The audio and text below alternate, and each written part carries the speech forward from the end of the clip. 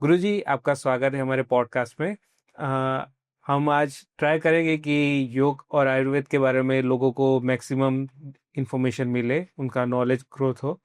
सो गुरुजी, मेरा पहला क्वेश्चन ये है जी। कि आज अगर मेडिकल साइंस में देखा जाए तो हर चीज़ का सॉल्यूशन है, मेडिसिन अवेलेबल है, सब कुछ है। फिर भी लोग पहले से ज़्यादा आज बीमार पड़ रहे हैं। तो उसका रीज़न क्या है गुरुजी? वैसे रीज़न तो बहुत हैं, बहुत प्रकार के कारण हैं क्योंकि पहले की जो लाइफ़स्टाइल थी वो अलग थी, आज की लाइफ़स्टाइल बिल्कुल अलग है। क्योंकि पहले के लोग जो बहुत पुरुषार्थ करते थे, मेहनत खूब करते थे।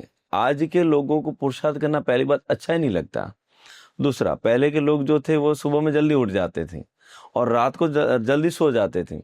आज बिल्कुल उल्टा हुआ, आज रात को लेट सोते हैं और लेट उठते हैं और ये एक फैशन बन गई है। दूसरा, बाहर का खाना एक लोगों की फैशन बनती जा रही है। घर पे खाना बनाना भी अच्छा नहीं लगता और घर पे खाना अच्छा भी नहीं लगता। आज मैंने जहाँ तक देखा कि महिलाओं को सैटरडे संडे 2 दिन तो ऐसे ही है कि परमानेंट हो गया कि बाहर ही खाना है।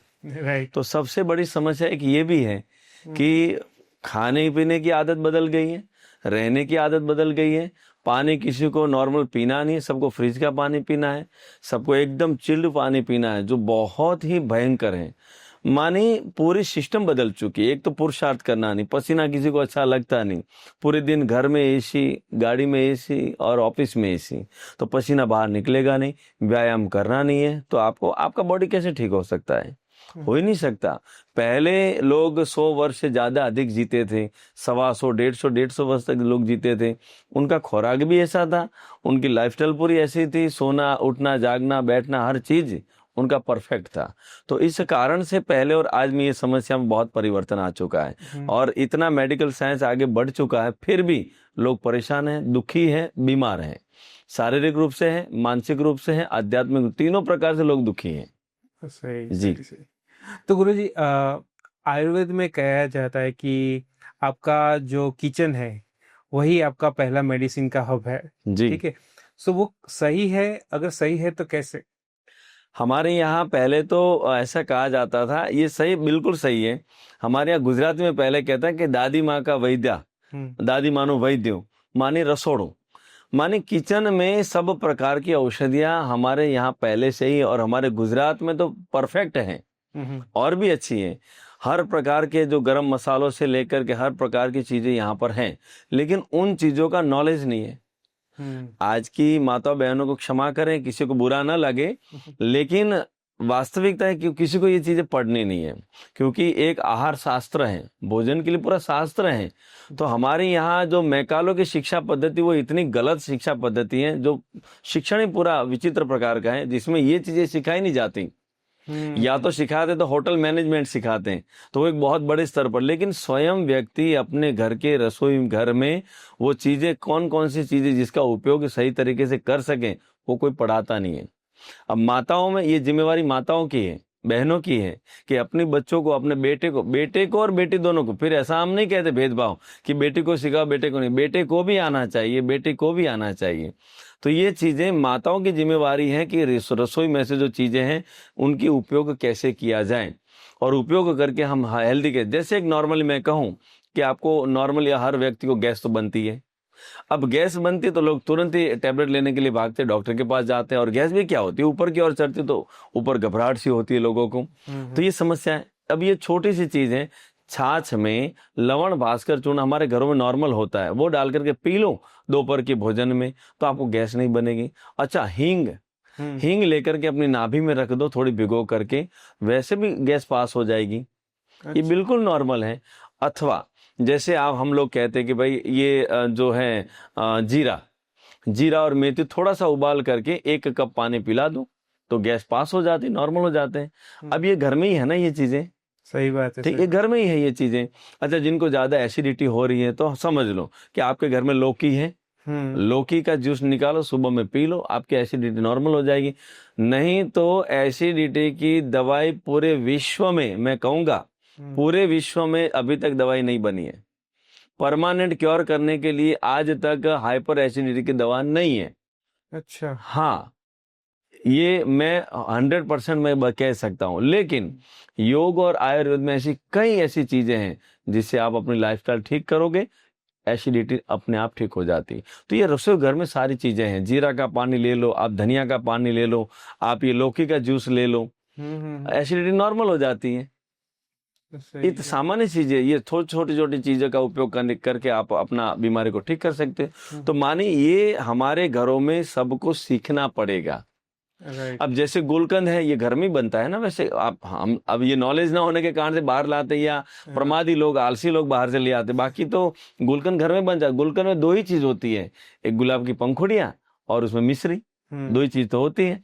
घर पे बना दो, 7 दिन में तैयार हो जाता है बिल्कुल। तो गुलाब की जो पंखुड़ियों का उपयोग करके आप मिश्री खांड का नहीं, मिश्री का उपयोग करके आप ये गुलकंद बना है, तो आप रात को सोते समय दूध में 2 चम्मच गुलकंद लेकर के सो जाओ, कभी आपको एसिडिटी हो ही नहीं सकती। आपका पूरा बॉडी एकदम ठंडा रहेगा, आपका मन भी शांत होगा और आपको नींद भी अच्छी आएगी। अब ये घर की चीज है ना, ये किचन में ही होती है ये चीजें। सही है, सही बस बात इतनी है। सही है, सही है। बड़े मतलब ऐसी बातें जानने को मिली कि अस्पताल बगल में ही है, बट पता नहीं है। बस सब कुछ हमारे अंदर है, सब कुछ हमारे अंदर है। सो गुरुजी, ये बात हो गई आयुर्वेद की। जी। अगर ये गैस की और एसिडिटी की जो प्रॉब्लम है, तो योग उसमें किस तरह से मतलब हेल्पफुल हो सकता है? ये गैस, एसिडिटी और कॉन्स्टिपेशन, कब्ज, ये पूरे विश्व की परेशानी है। पूरे विश्व की, जैसे जैसे लोग आलसी बनते जा रहे हैं ना, वैसे वैसे तीनों चीजें परेशान करती जा रही हैं। और ये एवरेज लोगों में है। या किसी को तो एसिडिटी बनती है, किसी को गैस बनती है, जब पूरे दिन बमबारी करते फिरते हैं या पूरे आप देखो तो ये पूरे परेशानी चल रही है। तो इन परेशानियों से मुक्त होने के लिए योग सबसे अद्भुत है। मानिए सुबह में उठ करके व्यक्ति कपाल भाती प्राणायाम का अभ्यास कर लें, तो सबसे पहले उनका मणिपुर चक्र ठीक होता है। अब ये मणिपुर चक्र मानी नाभि, ये मणिपुर चक्र जिनका ठीक हो, उनका बिल्कुल ये पाचन तंत्र ठीक हो जाता है। तो गैस नहीं बनती, एसिडिटी नहीं बनती, कब्ज नहीं बनती। नॉर्मली पेट उनका सुबह में उठते 2 मिनट में पेट साफ होना चाहिए। सबसे पहले तो आप समझ लो, तभी आप समझना कि मैं हेल्दी हूँ। राइट। चाय पीनी पड़े, ऐसे ऐसे घूमना पड़े, आपको कुछ और करना पड़े, इकड़म तिकड़म कुर करते रहते लोग पेट साफ करने के लिए, चूर्ण खाते हैं, कई प्रकार की गोलियां खाते हैं, ये करने की जरूरत नहीं है। हमारा शरीर प्राकृतिक रूप से बना है, 5 तत्वों का शरीर है। तो आप ठीक से अपनी लाइफस्टाइल को ठीक करते हैं ना, तो ये चीजें ठीक अपने आप ही ठीक हो जाती हैं। और मैं ऐसा कहूँ कि सुबह में उठ करके आप 1 से 2 गिलास गुनगुना पानी पी लो, आपके लिए काफी। लोग चाय पीते हैं, बिल्कुल गलत है। चाय के कारण से पेट साफ नहीं, चाय गर्म है इसीलिए साफ होता है पेट। तो चाय की जगह पर उसी टेम्परेचर का पानी ले लो आप। अच्छा।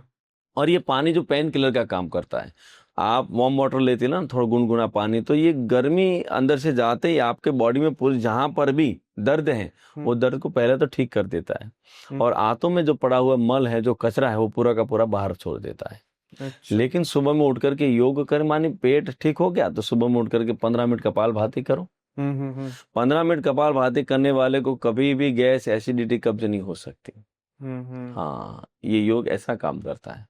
और ये तो मैंने अकेला गैस एसिडिटी के लिए बोला, लेकिन ऐसी सैकड़ों बीमारी जिसमें कपाल भाती काम करता है। आने वाले प्रश्न में मैं बताऊंगा आपको कि कौन कौन से प्रश्न में ये काम करता है। सही है। अच्छा, तो गुरुजी एक ये बात थी कि आज की अगर बिजी लाइफस्टाइल देखे, ठीक है, तो उसमें मोस्टली लोग डिप्रेशन में रहते हैं, काम कर ये वो सब कुछ, ठीक है, और लाइफ भी बहुत फास्ट है।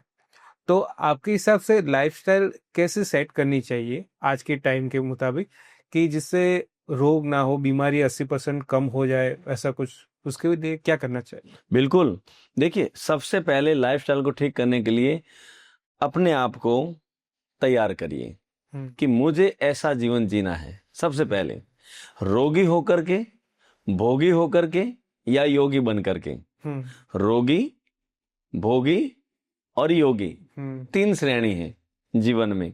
अब तो रोगी तो है ही है पूरी दुनिया में लोग, ठीक है।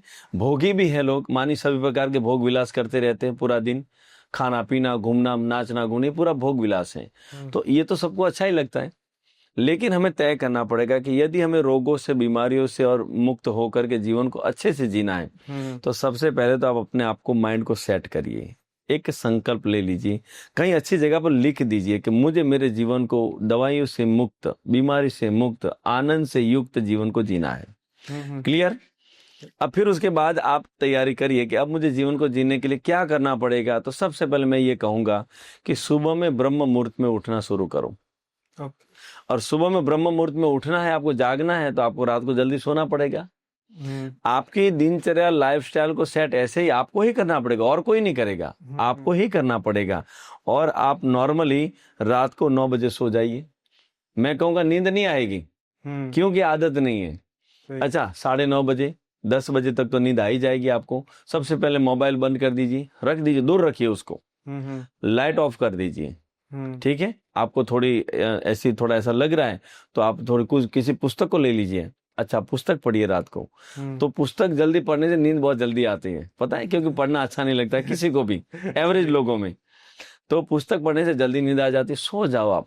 सोने से आपका क्या होगा कि 12 बजे पहले की जो नींद है वो आपके पूरे दिन की थकान को दूर करती है। 2 घंटे की नींद है, हम लोग कहते हैं ना, 10 से 12 की जो नींद है ना, आपके पूरे दिन की जो थकान है उसको दूर कर देती है। 12 बजे के बाद जो सुबह में 4 बजे की जो नींद है वो आपकी बॉडी में जहां पर भी डैमेज होता है, किसी भी प्रकार का सेल में डैमेज होता है, कहीं ना कहीं प्रकार के बॉडी में लीवर फंक्शन को ठीक करता है, डाइजेशन को ठीक करता है, हार्ट को ठीक करता है, ब्रेन को ठीक, क्योंकि हमारे बॉडी में एक एनर्जी, एक ऊर्जा है, वो हर जगह पर 1.5 घंटा जा करके अपनी एनर्जी को काम कर लगा करके पूरे बॉडी को रिपेयरिंग का काम करती है। वो हो जाएगा। 6 घंटे की नींद हो गई आपको, अपने आप आपकी आंखें खुल जाएगी सुबह में 4 बजे। 4 बजे उठ जाओ तो बहुत अच्छा है, नहीं तो 4:30 बजे 5 बजे तो उठ जाओ। क्योंकि लोग लेट उठते हैं ना, इसीलिए लोगों का तनाव वहीं से शुरू होता है। क्योंकि एक देखो, जॉब पर जाते हैं तो टाइम फिक्स होता है कि सुबह मुझे वहां पर 9 बजे पहुंचना है, 8 बजे पहुंचना है, लेकिन हम उठते ही लेट हैं। लेट उठते हैं, फिर पेट साफ हुआ ना हुआ, स्नान कर लिया, शेविंग किया ना किया, ये करके फिर ना फटाफट से चाय लाओ, नाश्ता लाओ, ये करते करते फिर तनाव बढ़ता है। ये ना फास्ट करने से तनाव बढ़ता है, क्योंकि हमारे पास समय कम है, क्योंकि हम लोग लेट जागे। तो सबसे पहले जल्दी उठना पड़ेगा हमें। सुबह में उठ कर आप अपनी तैयारी करो, आराम से करो। सुबह में उठ करके थोड़ा गुनगुना पानी पीजिए, आप थोड़ा सा हल्का सा आगे पीछे हो जाइए, ब्रश करिए, तब तक आपको प्रेशर बनता ही है।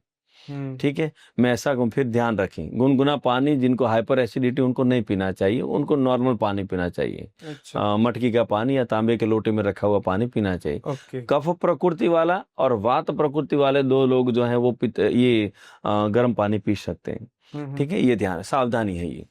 तो बाकी के लोग तो गुनगुना पानी पी सकते हैं। तो फिर आपका पेट क्लीन हो गया, आपने स्नान कर लिया, सेविंग कर लिया, शांति से बैठ करके अच्छा सा नाश्ता कर, फिर नाश्ता बाद में, पहले आप जाइए, दौड़िए, चलिए, व्यायाम करिए, सूर्य नमस्कार करिए, प्राणायाम करिए और 5 से 10 मिनट का ध्यान करिए।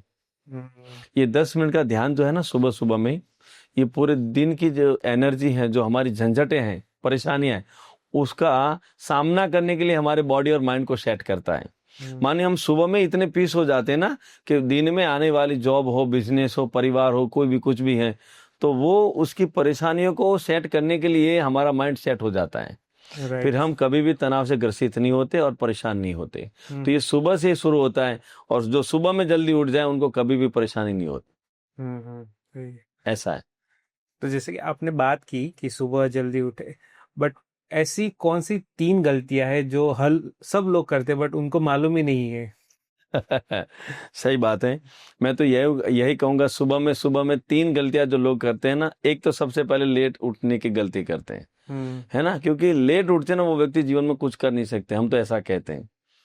लेट जागने वाला प्रमादी आलसी व्यक्ति जीवन में कुछ कर ही नहीं सकता, वो उसी समस्या में घिरा रहेगा।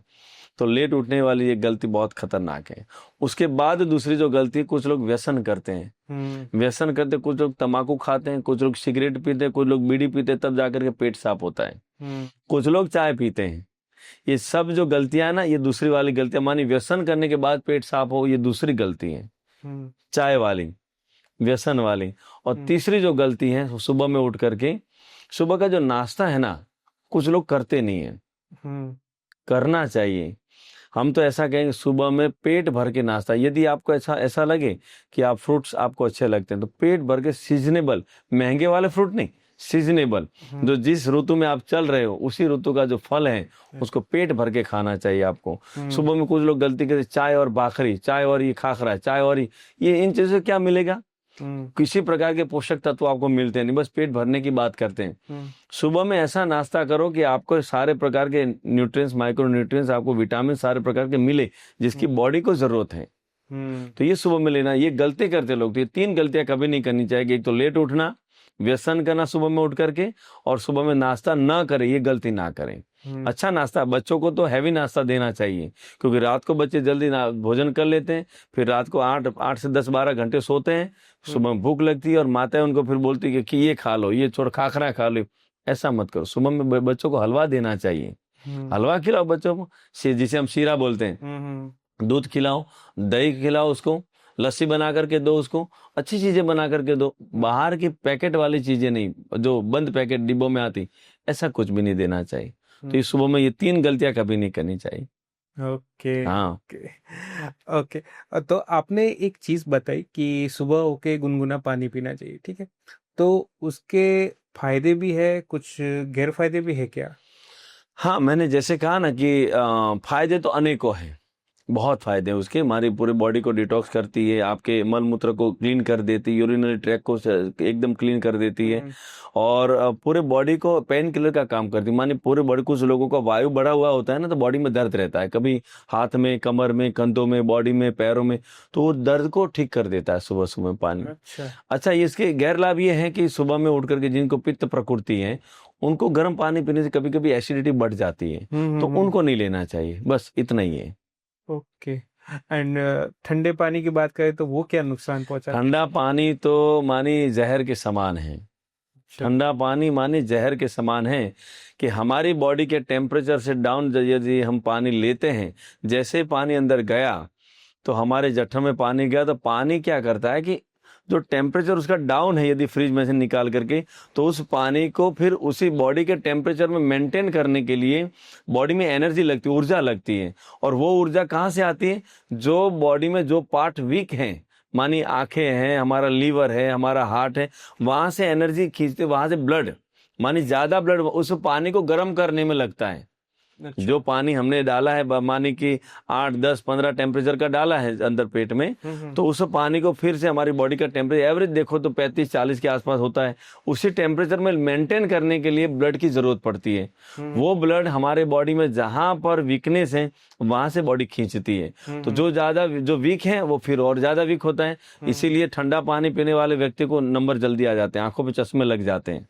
ठीक है। और मैं अभी 50 का होने को आया, लेकिन चश्मे नंबर नहीं है हमारे। ठीक है, क्योंकि हम ठंडा पानी मैंने कभी नहीं पिया, फ्रिज का पानी मैं पीता ही नहीं हूँ। ठीक है।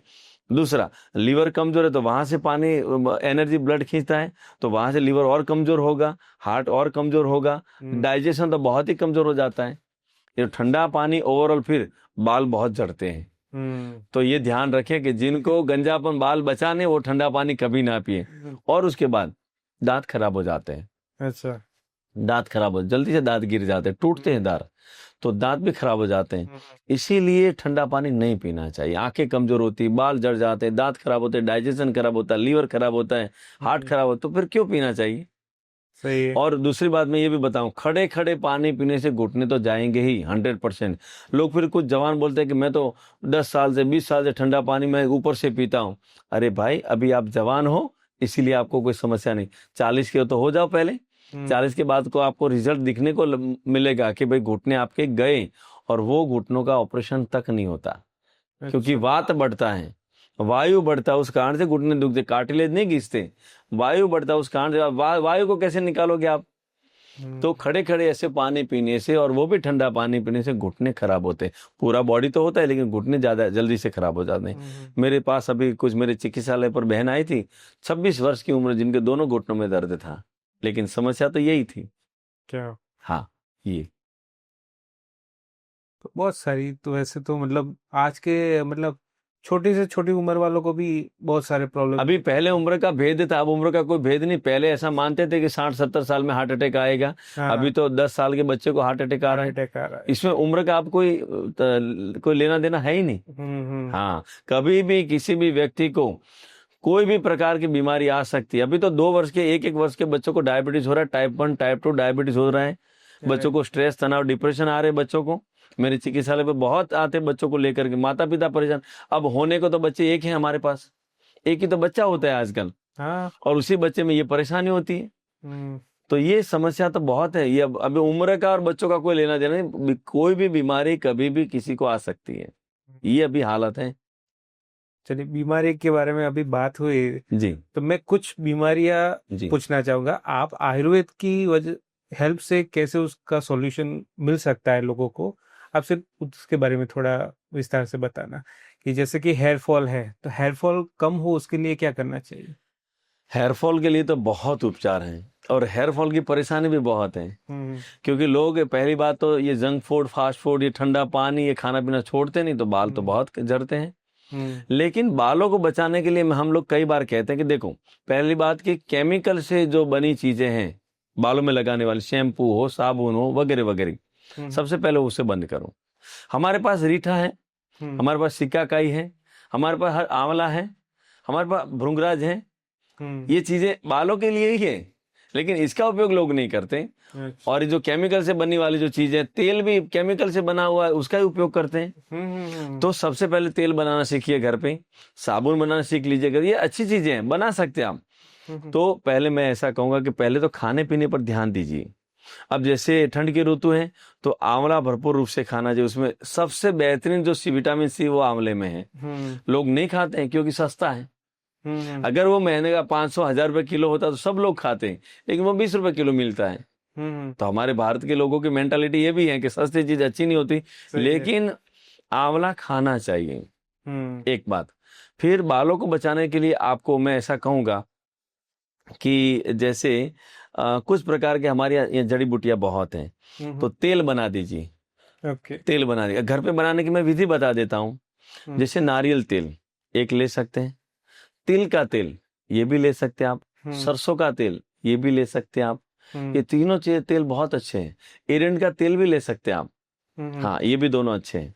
तो ये तेल में से कोई भी तेल मिल जाए, अथवा तो थोड़ा सब आप थोड़ा थोड़ा मिला करके ले सकते हैं, ठीक है। अच्छा, अब तेल बनाने की मैं विधि बता दूं।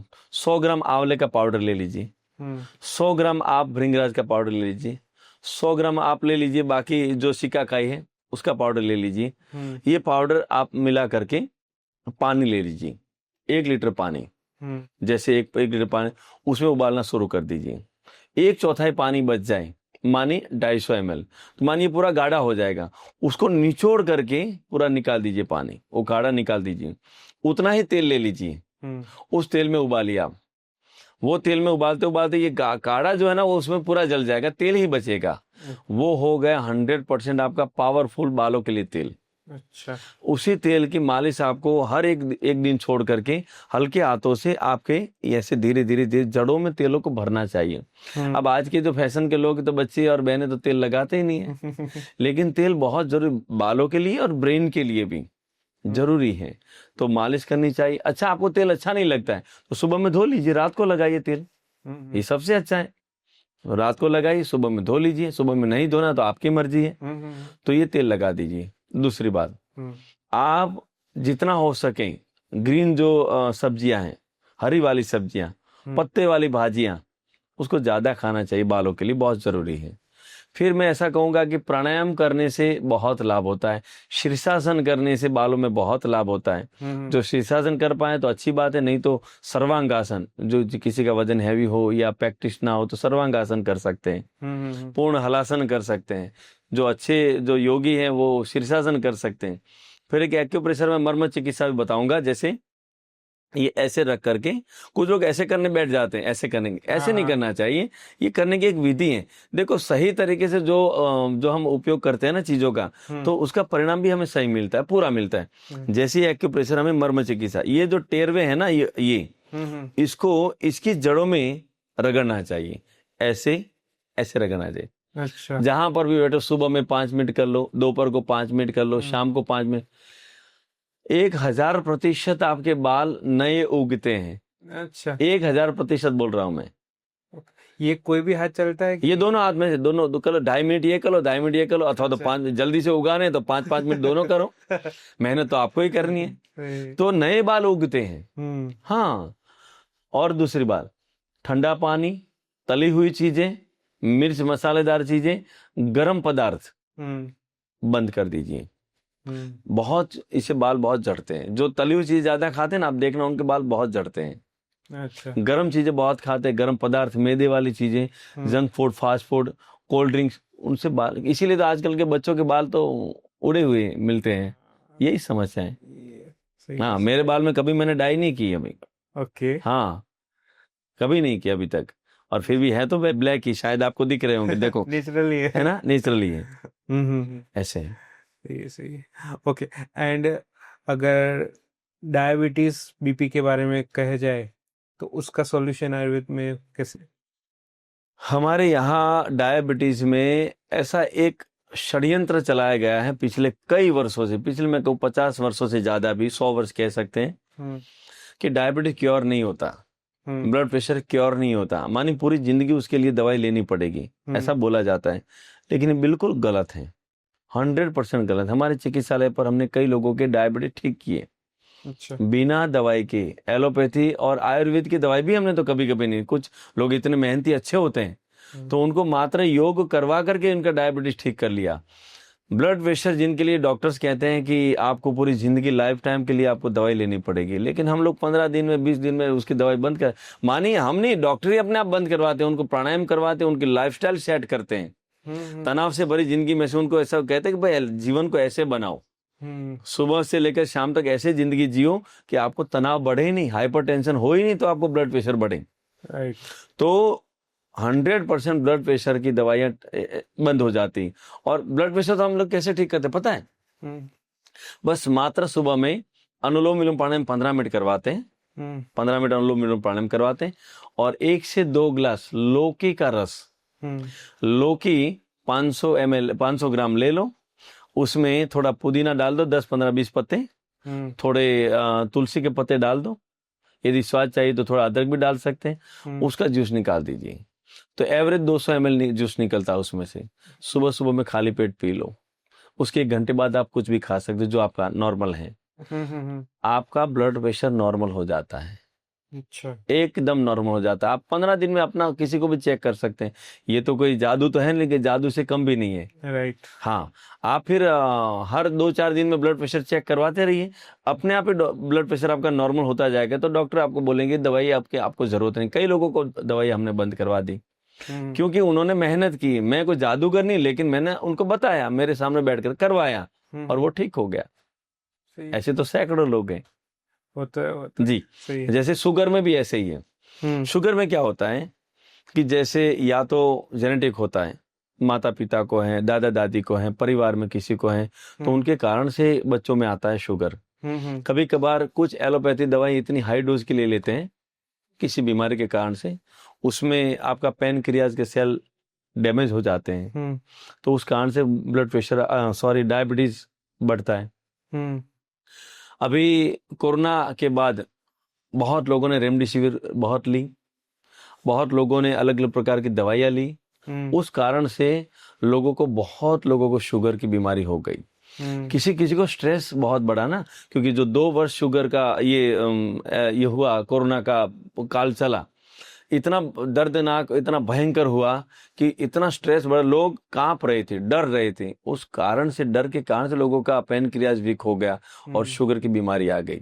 किसी ने दवाई लेकर के, किसी ने कुछ और लेकर के, उनको समस्या हो गई। तो ये शुगर की बीमारी इतनी वैसे परेशान करती, ये लंबे समय पर परेशान करती, तुरंत नहीं करती। लोग ऐसा सोचते हैं कि हम बस टैबलेट ले ली और जो खाना है वो खा लिया, ऐसा नहीं होता।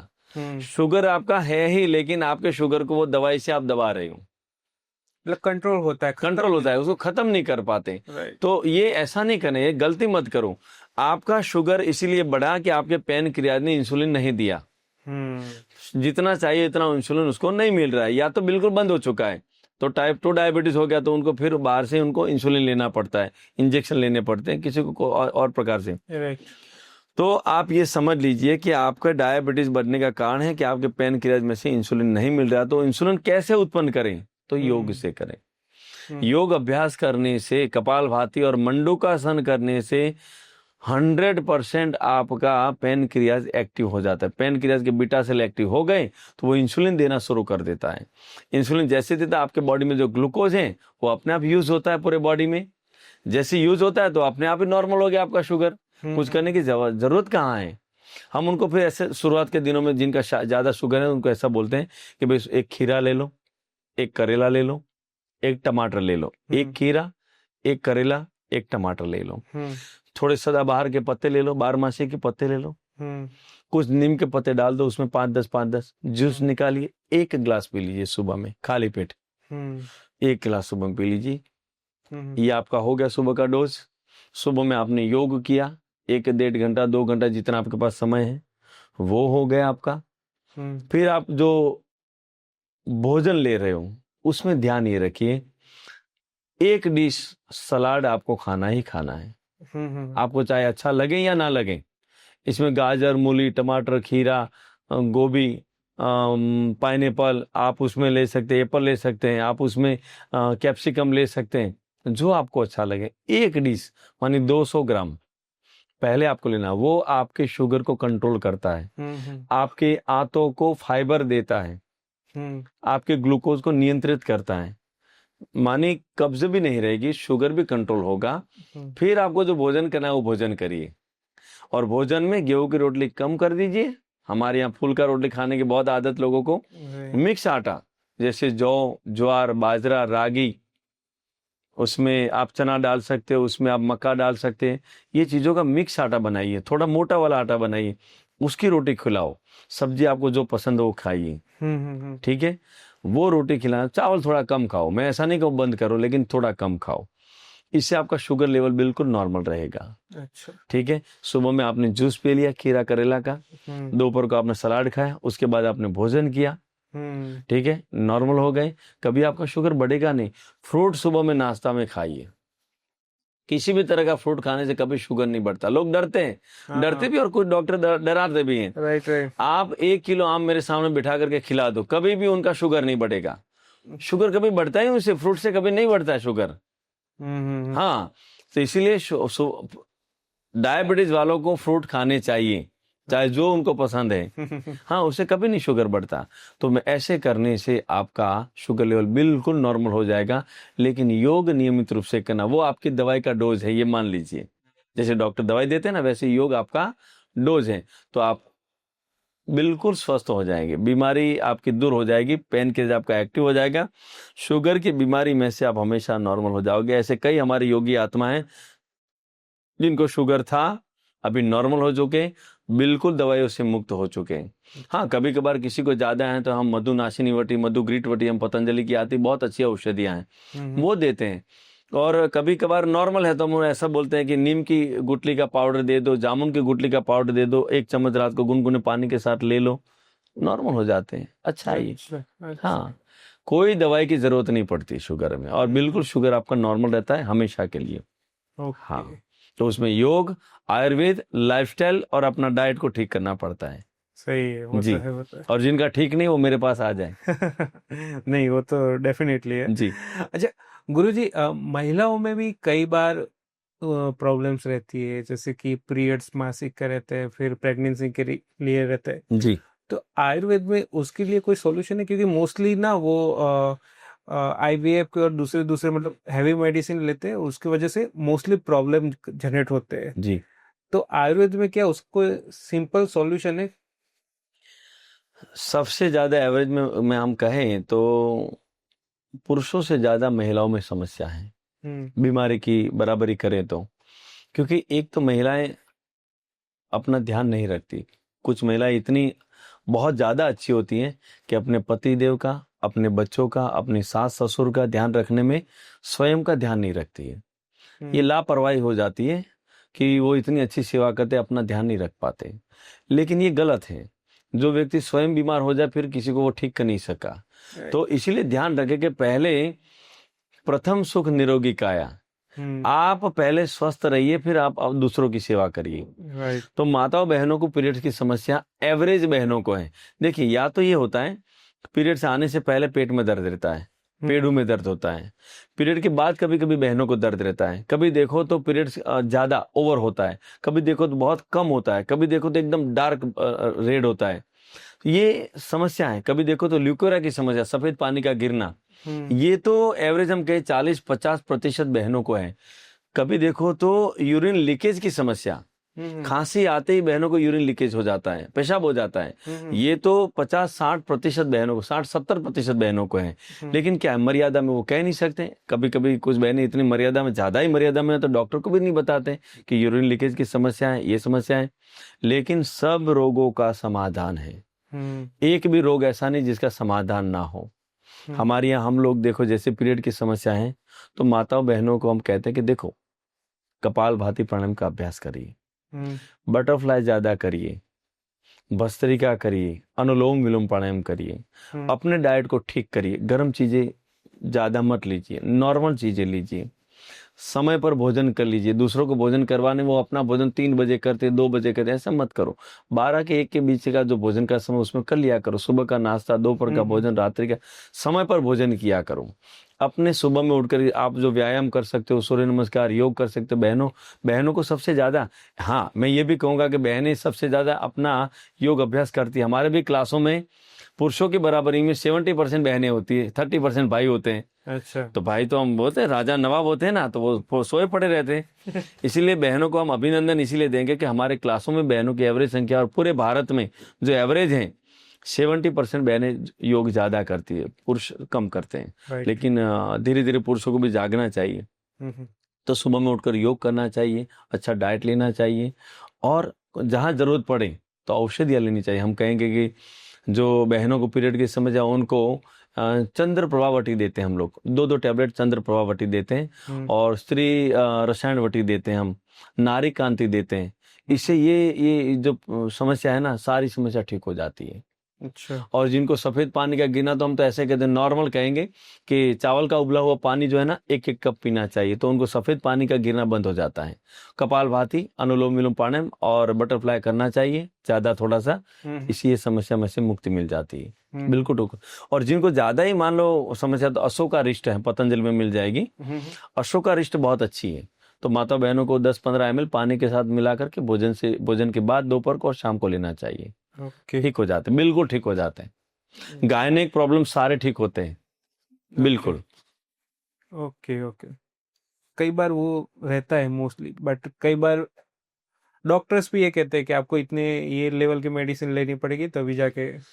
हाँ बिल्कुल, लेकिन उसमें वो ठीक नहीं हो पाते ना बेचारे, बहुत पीड़ित हो जाते, बहुत हैवी डोज की दवाइयाँ लेनी पड़ती, दवाई भी कभी गर्म पड़ती, कभी देखो तो एलोपैथी दवाई लेने से कब्ज हो जाती है, उसके कारण दूसरे दुष्प्रभाव है। एक बीमारी को ठीक करने के लिए दूसरी 2 बीमारी शुरू हो जाती है, ये होता है ना। इसलिए हम कहें कि देखो भाई, योग करो, आयुर्वेद की तरफ जाओ, थोड़ा सा प्राकृतिक उपचार सीख लो, थोड़ा घरेलू उपचार सीख लो, बस उसे ही आपका काम बन जाएगा। सो आयुर्वेद में सब मतलब बीमारी का सॉल्यूशन तो है ही, ठीक है। सो लोग ज्यादातर उसको प्रीफर क्यों नहीं कर रहे फिर? पहले से मेंटालिटी ऐसी है कि आयुर्वेद से धीरे धीरे हमें लाभ होता है, मानसिकता पहले से ऐसी भ्रम फैलाया हुआ है। लेकिन वो क्या था कि पहले जो वैद्य थे, वो कुछ पुड़िया बना करके देते, नाड़ी देख करके, नाड़ी बहुत अच्छी देखते थे, 7 दिन पहले आपने क्या भोजन किया वो बता देते थे। लेकिन वो कुछ पुड़िया थे, तब टेक्नोलॉजी कम थी। राइट। आज टेक्नोलॉजी बहुत बढ़ चुकी है, बहुत रिसर्च हो चुके हैं। हमारे पूरे विश्व में सबसे बड़ा रिसर्च सेंटर है पतंजलि योगपीठ हरिद्वार में। पूरा आयुर्वेद का और योग का रिसर्च सेंटर है, वहां पर 350 से ज्यादा साइंटिस्ट काम कर रहे हैं। तो वहां पर ऐसी ऐसी औषधियां तैयार की हैं, एलोपैथी से भी फास्ट रिजल्ट देती है, एकदम फास्ट। ऐसी औषधियां तैयार हो चुकी है, ऐसी दवाइयां, टैबलेट, वटी, अवले, ऐसी अलग अलग प्रकार के रिस्ट वगैरह तैयार हो चुकी हैं। तो अब लोगों को थोड़ा, हाँ कोरोना के बाद लोगों में जागरूकता आई है कि आयुर्वेद की तरफ, लोग डर के मारे ही भले, लेकिन वो अब थोड़े आयुर्वेद की तरफ अब आगे जागरूकता आ रही है। तो अब लोगों को पता चला कि हाँ, ये इससे कोई नुकसान नहीं हो रहे, और लाभ जरूर, भले ही कोई चीज 5 दिन के बाद, कोई 10 दिन के, कोई महीने के बाद लाभ हो रहा है, लेकिन हो जरूर रहा है। हम्म 100% हम बीमारी से मुक्त हो रहे हैं, वो योग और आयुर्वेद से हो रहे हैं। एलोपैथी में तो हम दवाई लियो और जिंदा जब तक हो तब तक लेते रहो, तो समस्या तो ये है। होता है। तो अब धीरे धीरे लोग आयुर्वेद की तरफ बढ़ रहे हैं, ये हम कह सकते हैं, और भी बढ़ेंगे। जैसे प्रचार प्रसार ज्यादा होगा ना, जितना प्रचार होगा, अब मैं देखता हूँ टीवी में भी देखता हूँ, मोबाइल में भी देखते हैं, तो अब आयुर्वेद की तरफ लोग बढ़ रहे हैं। कुछ जो सर्च करने वाले लोग भी देखो यूट्यूब में बहुत सर्च करते रहते हैं, अपना घरेलू उपचार करते रहते हैं। लेकिन मैं ये भी निवेदन करूंगा कि यदि कोई आपको ज्यादा बड़ी बीमारी है तो अच्छे डॉक्टर को, हमारे वैद्यों को मिल करके आपका नाड़ी परीक्षण करके, आप अच्छे से आपके रिपोर्ट दिखा करके आप ठीक से उसका उपचार करवाना, तो 100% आपके बीमारी ठीक होती है। कभी कभार क्या होता है, बीमारी आ गई, यूट्यूब में देख करके अलग अलग फिर उपचार कर, उसमें परिणाम कम मिलते हैं, तो फिर लोग फिर मायूस हो जाते हैं, निराश हो जाते हैं, फिर वही एलोपैथी की तरफ जाते हैं, ऑपरेशन करवा देते, सर्जरी का। ऐसा नहीं होना चाहिए। प्रॉपर अच्छे डॉक्टर, अच्छे वैद्य, अच्छे चिकित्सालय पर जाइए, वहां पर नाड़ी परीक्षण करवाइए, रिपोर्ट चेक करवाइए, फिर आप उपचार करवाइए, तो बीमारी में से मुक्ति मिल जाती है। तो ऐसे परिणाम मिलेगा तो लोग अपने आप ही योग और आयुर्वेद की तरफ बढ़ेंगे, और बढ़ रहे हैं और आगे बढ़ेंगे। नहीं वो सही है मोस्टली, लेकिन ये व्हाट्सएप इंस्टाग्राम से देख देख के इम्प्लीमेंट करना स्टार्ट कर देते हैं, फिर पछताते कि नहीं मेरे को तो ये नहीं सेट हो रहा है। हाँ, ऐसा है। तो वो चीज रहता है। तो जिन्होंने इसके ऊपर पूरा 5, 10, 15, 20, 25, 30 साल का जिन्होंने एक्सपीरियंस है जिनका, उनके पास जाना, वो देख करके पता चल जाता है कि आपकी समस्या ये है। कभी कभार मेरे पास आते, देखो मैं अपने आप के लिए कोई बड़ी बात नहीं कर रहा हूँ, हमारे चिकित्सालय पर आते हैं लोग, तो कभी कभार उनको देख कर ही पता कि वो रिपोर्ट की पूरी फाइल इतनी बड़ी लेकर के आते हैं। मैंने कहा रिपोर्ट रख दो, आपको देख करके पता चलता है आपको समस्या क्या है। अपने आप देखकर समझ में आ जाता है कि बीमारी आपकी ये, आपकी बीमारी ऐसे ठीक हो जाएगी, आप करो, और हो जाती है ठीक। तो फिर क्या है, उसमें कोई ज्यादा कभी कभी अंदर जाने की जरूरत ही नहीं पड़ती। और कुछ बीमारी ऐसी होती है जिसमें बहुत डीप में जाना पड़ता है, बहुत गहन विचार करके, विमर्श करके, रिपोर्ट देख करके फिर हमें उसको परामर्श करना चाहिए, फिर उसके बाद उनको रिजल्ट मिलता है। ऐसा भी करना चाहिए। एक आखिरी सवाल है जी। ये मैं इसलिए पूछ रहा हूँ कि कई सारी माताएं हैं जिनके बच्चे ना छोटे होते हैं तो खाते नहीं है, ये कंप्लेंट रहती है जी। कि ऐसा दूसरा सब कुछ खाते, जो मेन खाना है वो खाते नहीं। तो क्या आयुर्वेद में कोई ऐसा चूर्ण या मतलब कोई भी है क्या सॉल्यूशन जिससे बच्चे खाना सही टाइम पे सही खाना शुरू कर सके? देखो उसके मूल में हम जाएं तो कहीं ना कहीं माता पिता की गलती है। क्यों पता है, हम लोग 1 या 2 ही बच्चे हमारे यहाँ पे हैं आजकल, आज का जो युग है उसमें ज्यादातर तो 1 ही बालक है। और उसमें माता पिता की अपेक्षा ऐसी भी हो कि मेरा बच्चा पढ़ करके बहुत जोरदार बने, उसकी जॉब, इतना पैकेज मिले उसको, मेरा बच्चा अच्छा क्रिकेटर भी बने, अच्छा स्विमर भी बने, अच्छा जिम में जाकर के अच्छी बॉडी भी बनाए, और अच्छे योगी भी बने, अच्छा सब, माने एक ही बच्चे में उसकी अपेक्षा ज्यादा है। वही है। तो एक तो उसमें वो इतना बच्चे को खेलने नहीं देते, अपनी मर्जी से बच्चों को खेलने नहीं देते। अच्छा कहीं जाकर के, अब आजकल फ्लैट्स आ गए, फ्लैट में रहते तो वहां पर मिट्टी नहीं होती, बच्चों को मिट्टी में खेलना जरूरी है। और आजकल के माता पिता, बच्चे पैर गंदे हो जाएंगे, कपड़े गंदे हो जाएंगे, आप गंदे हो जाओगे, हाथ गंदे हो गए, मिट्टी से व्यक्ति कभी, क्योंकि हमारा पूरा शरीर मिट्टी से ही बना हुआ है, सही व्यक्ति को समझना चाहिए। तो 5 तत्वों का बना शरीर, अग्नि, वायु, आकाश, पृथ्वी, जल, 5 तत्वों से बना शरीर है। तो उसको मिट्टी के कारण से बच्चों को डराओ मत, भगाओ मत। मिट्टी हमारी माँ है, उसी में से सब कुछ इस धरती पर जो भी आपको दिख रहा है ना, वो सब मिट्टी में से ही मिला हुआ है। जो भी दिख रहा है, हम हो चाहे ये लाइट से लेकर के पूरा जो कुछ भी है, वो धरती से ही मिला हुआ है। इसलिए बच्चों को मिट्टी में 1, 2, 3 घंटा खेलने के लिए आपको उसको परमिशन देनी चाहिए कि तुम आजादी से खेलो। बच्चा खेलेगा, भूख लगेगी, क्योंकि उसको व्यायाम मिलेगा, उसको संतुष्टि मिलेगी, क्योंकि वो अपनी मर्जी से खेल रहा है। हम लोग पकड़ के उसको अच्छा नहीं लगता, फिर भी क्रिकेट में लेकर के जा रहे हैं, बैडमिंटन के लिए जा रहे हैं, चेस खेलने के लिए उसको ठीक नहीं लग रहा है। उसका मन जहां करे वहां उसको खेलने दो। मन करेगा तो वो फ्रेश होगा, फ्रेश होगा तो अपने आप भूख लगती है, क्योंकि माइंड के साथ हमारी जठराग्नि, उसके डायरेक्ट कनेक्शन है। राइट। तो जैसे उसको खेलने के लिए मिट्टी से एनर्जी मिलती है, उसको पॉजिटिव एनर्जी मिलती है, माइंड अच्छा होता है, अंदर से प्रफुल्लित होता है, तो भूख लगती है। व्यक्ति अंदर से दुखी जब हो ना, तो उसको भूख नहीं लगती, आप ध्यान रखना। जब प्रफुल्लित हैं, आनंदित हैं, तो भूख भी अच्छी लगती है और डाइजेशन भी अच्छा होता है। तो सबसे पहले कहूंगा मिट्टी में खेलने दो। दूसरा, मानो फिर भी किसी को भूख ना लगे, थोड़ा सा कपालभाति कराइए बच्चों को। अगर वो छोटा बालक है फिर भी मान लो नहीं कर पाएगा, तो मैं कहूंगा कि देखो, आधी चम्मच नींबू का रस सॉरी, आधी चम्मच अदरक का रस, अच्छा। आधी चम्मच उसमें शहद मिला दीजिए, आधी चम्मच अदरक का रस, आधी चम्मच उसमें शहद मिला दीजिए, मिक्स करके उसको चटा दीजिए भोजन के आधे घंटे पहले। अपने आप वो बोलेगा मम्मी जल्दी से भोजन लाओ। अग्नि अंदर से प्रदीप्त होती है, सही। अग्नि स्टार्ट हो जाती है, वो अपने आप मांगेगा और उसको जो अच्छा लगता है उसको वो भोजन दीजिए। और हाँ, मैं ये नहीं कहूँगा बाहर का जंक फूड फास्ट फूड, घर का बना हुआ उसको बोलिए चॉइस, उसको बोलिए कि घर में जो चीजें हैं उसमें से अब बेटा बोलो, वो चीज आपको मिल जाएगी। Right right. हाँ, और ऐसे करने से बच्चों को भूख अच्छी भी लगेगी, डाइजेशन भी अच्छा होगा, बच्चे हेल्दी भी बनेंगे खेलने से। लेकिन उसकी जो पसंदीदा जो खेल है वो आप खेलने दो।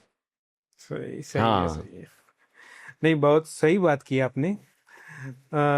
चलिए, नेक्स्ट है, मेरे कुछ क्वेश्चन है जी जो आपको सिर्फ एक लाइन में आंसर देने हैं, जी। ठीक है?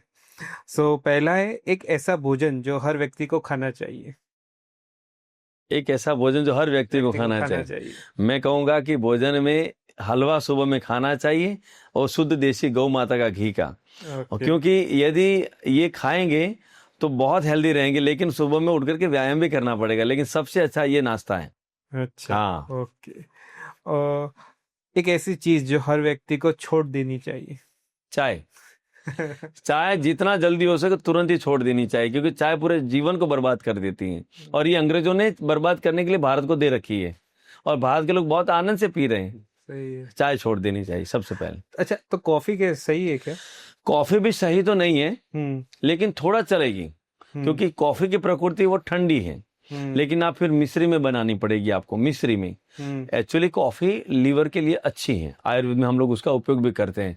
लेकिन वो कॉफी कौन सी होनी चाहिए, हम साबुत वाले दाने वाले लेकर के आए, उसको घर पे थोड़ा सा सेक करके उसको हम लोग पाउडर बना करके उसकी कॉफी बनाएं, वो कॉफी की बात है। बाहर जो बंद पैकेट में मिले वो कॉफी नहीं। अच्छा। उस कॉफी का उपयोग आप कर सकते हैं, थोड़ी मिश्री डाल करके कॉफी बना करके उसका उपयोग आप कर सकते हैं, लेकिन वो भी थोड़ी, उसकी आदत नहीं। हाँ। Okay okay. सो नेक्स्ट है, सबसे शक्तिशाली प्राणायाम कौन सा है? कपालभाति। कपालभाति में उतनी ताकत है कि एवरेज इस धरती पर जितनी बीमारियां उसमें 80 से 90% बीमारी अकेला कपालभाति प्राणायाम ठीक कर सकता है। अच्छा। हाँ, बस उसको ठीक जगह पर अच्छे योगाचार्य से सीखना चाहिए, फिर करना चाहिए। ओके। परफेक्ट करने से पूरा रिजल्ट मिलता है। जी। ओके। नेक्स्ट है, लंबी उम्र का रहस्य। लंबी उम्र का रहस्य, सुबह में उठ करके देखिए, एक तो आपकी लाइफस्टाइल ठीक होनी चाहिए, आपका डाइट बहुत ठीक होना चाहिए, जितनी भूख है उससे कम खाइए। अच्छा। हमारे यहाँ कहा गया, आयुर्वेद में सूत्र है, एक भुक्तम सदा आरोग्यम, द्विभुक्तम बलवर्धनम, त्रिभुक्तम सदा रोगम, चतुर्भुक्तम तुमारकम। माने एक बार खाने वाला व्यक्ति 100 वर्ष जिंदा रहेगा, 2 बार खाने वाला व्यक्ति ताकत, जिनको वर्जिश करता है, जो ताकत का काम करता है उनके लिए, 3 बार जो खाएगा वो जल्दी से बीमार होगा, बार बार बीमार होगा, 4 बार खाएगा वो जल्दी से मर जाएगा, क्योंकि उसकी एनर्जी पूरी उसमें लग जाती है। इसीलिए थोड़ा कम खाना ये बहुत जरूरी है। तो लंबी उम्र के लिए सुबह में उठकर योग करना, अपनी डाइट को ठीक करना, और जितनी जरूरत उससे थोड़ा कम खाओ। ओके। स्वस्थ जीवन के लिए एक मंत्र। कम खाओ, गम खाओ। देखो, मैंने पहले कहा कि जितना जरूरत पड़े उतना ही खाना खाओ, और गम खाने का अर्थ यह है कि आज की दुनिया तनाव से भरी हुई है। आज की दुनिया इतना, लोगों में इतना गुस्सा भरा पड़ा है, जहां पर देखो, सही है। आप देखो कि लोगों में हर जगह पर वो गुस्सा हो जाते हैं, हर जगह पर मैंने देखा। थोड़ा सा आप, ट्रैफिक सिग्नल बंद है, थोड़ा सा आप इधर उधर आपकी गाड़ी हो गई तो वहां से लोगों के गुस्सा शुरू हो जाते हैं। माने घर में, बाहर में, कहीं पर देखो, तो हमें मन को शांत रखना पड़ेगा। बस ये सोचो कि मुझे कभी भी जीवन में किसी से झगड़ा नहीं करना है, कभी भी किसी से मेरा कोई ये मतभेद नहीं है। मैं भगवान की संतान हूँ, ऋषियों की संतान हूँ, मुझे आनंद से जीवन को जीना है, मैं खुश रहूंगा, औरों को खुश रखने के लिए प्रयत्न करूंगा, बस इतना ही करना है हमें। सही है, सही है। नहीं, बहुत ही डेप्थ और नॉलेजेबल बात आपने शेयर की गुरुजी, कि आयुर्वेद और योगा से क्या क्या पॉसिबल है। कई सारी चीजें जो लोगों को पता ही नहीं थी, जो आज पता चली कि इजीली अपने घर में ही सब सॉल्यूशन है, हम फालतू में बाहर ढूंढ रहे हैं। जी। So thank you so much, आपने नॉलेज शेयर किया, आपने अपना इम्पोर्टेंट टाइम शेयर किया, ताकि हम लोगों तक ये बात पहुंचा सके। आपका बहुत बहुत धन्यवाद कि आपने हमें ये अवसर प्रदान किया कि हम निमित्त मात्र बन करके हमारी भारत की ऋषियों की जो परंपरा है वो हमारे भारतवासियों के लिए और विश्व के कई लोगों के लिए हम ये चीज़ें ले जा सकें और वो अपने जीवन में उतार करके वो स्वस्थ रहें, आनंद में रहें, मस्त रहें। यही तो हम कहते हैं ना, स्वस्थ भारत समृद्ध भारत तभी तो बनेगा। बस यही एक ही है। सही है। और दोस्तों, अगर आपके पास भी कोई और क्वेश्चन है कि आपको वो जानना चाहते हैं कि मैं आयुर्वेद से उसका सॉल्यूशन कैसे ला सकूं, तो आप हमें कमेंट कीजिए। हम गुरुजी के साथ एक वापस पॉडकास्ट अरेंज करेंगे जिसमें हम वो सारे प्रॉब्लम डिस्कशन करेंगे जो आप कमेंट में शेयर करेंगे। सो गुरुजी, थैंक यू सो मच। धन्यवाद।